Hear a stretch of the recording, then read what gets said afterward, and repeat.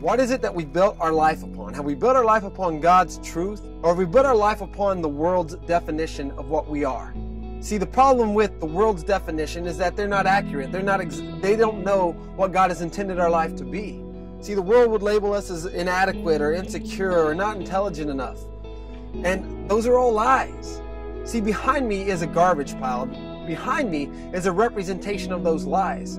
Behind me is a representation of some of our foundation. See, the problem with building a life upon a foundation of lies, of labels that the world has placed upon us, is that they're not going to stand up in the midst of adverse times. They're not going to be able to resist the difficulties that this world has thrown at us. But you see, God's word says, He says, I have overcome the world. He said, take heart, because I have overcome the world. What the world has labeled you as, what the definitions that they've placed upon you, they're not true.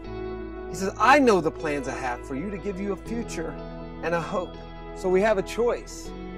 We can either live according to the world's lies, their false accusations, or maybe our past mistakes or our regrets, or we can live according to God's word, to God's plan. And we can begin to build our life upon that foundation, that He loves us, that He cares for us, that His word says that He will never leave us, He will never forsake us, that His plans are to give us a hope.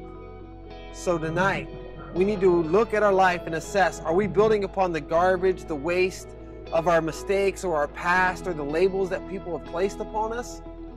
Or are we building our life upon God's truth, God's compliments, God's accolades, God's voice of affirmation in our life that He has a plan for us, a plan of destiny?